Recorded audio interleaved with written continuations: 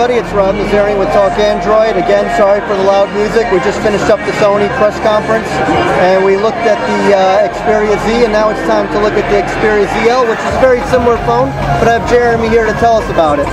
Alright guys, so very similar to the Xperia Z, we've got the Xperia ZL. A little bit of a different design to this guy. We've gone with a different back on this. We've got a rubberized, almost feeling back to it, or a plastic back on it. A little more durable, a little more resistant. We're still going with that omni-balance design, so nice square edges, a nice, very overall, very clean look to it. And we've got that aluminum power button again. So like I mentioned in the last video, people on average press the power button on their device 67 times a day to take it out of standby mode to find out what's going on in their life. So with emails and text messages and that kind of stuff. So we've gone with that design, a very strong and sturdy and beautiful design. And obviously it talks to the whole Sony story overall and their beauty and what they use in their design features on their TVs, on their headphones, on their cameras and so forth. Is it still the same thickness? Or? The thickness on this guy is a tiny bit thicker overall, but not that much from the Z. Yeah. One of the cool features that I didn't mention on the Z that we really want to talk about is our new stamina mode. It's going to give you an enhanced battery life on the device overall. What's really cool about it is once the phone goes into standby mode, it's going to knock out a lot of the applications that are going to drain your battery power and give you a lower life overall. I mean, the average smartphone is going to last you a day, and a good smartphone, people will say if it lasts you a day, it's a good smartphone. With the stamina mode that Sony now offers on our new devices, you're going to get way more time than that. So I'll show you exactly how that works. So if I go into my settings,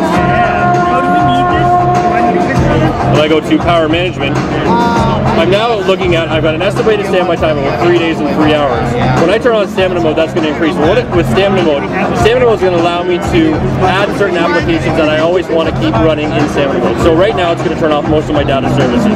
If I wanted to keep things running like Facebook, for example, or my email, I could add those in and it's still going to keep those running in the background. Once I turn on standby mode and activate it, when I go back to that main screen, I've now got an estimated 9 days and 9 hours of standby time available on this device. So much better battery enhancement overall, and a better experience. So you're not having to plug in your phone every day when you get home from the office. Can you go over a little bit of the UI too as well, in case you don't see the other video? Yeah, exactly. So our UI here, obviously pretty straightforward, like you've seen in some past Sony UIs. We have now gone onto the Jelly Bean operating system. So with Jelly Bean you get some enhancements like I showed you on the Z, with our enhanced home screen for adding widgets, adding applications right on your home screen. In this device, we've got the Snapdragon S4 Pro quad-core 1.5 gigahertz processor. It's quite a mouthful, but as you can see on the video, it makes the device very snappy, very quick, and very responsive. 2 gigabytes of RAM too, which helps. Sorry? 2 gigabytes of RAM too, which helps. 2 gigabytes of RAM, that helps. 16 gig internal memory, plus expandable 32 in the micro SD slot on the device. Now on this guy, on the back of the device, you got this little flat panel, and that's where you're going to insert things like your micro SD card and your SIM card, or your micro SIM card. Is that the same thing as a Z? Does that open up that way too? No, the Z, because the Z is a waterproof phone, it has a couple different features on where the SIM card goes inside it. Yeah. You don't need it. So, if you want, I can show you on the Z exactly where things go. Oh, go ahead. So we'll pull the Z back out. So on my Z, like I don't know if I mentioned in the last video, but it is a waterproof design, or a water-resistant design, and dust-resistant design. So it's rated for IP55 and IP57 rating. And what that means is it can be submerged up to 1 meter of water for 30 minutes without any harm to the phone. So you can see all the ports that are on the side. I've got my micro SD port on the side here. And that fully seals in my micro SD slot. My SIM card, sorry about that, is hidden right underneath this little panel here, and then I've got my micro USB hidden in the top corner here.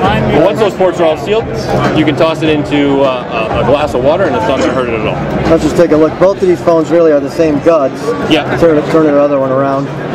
The glass back and no, with that glass back, there you go.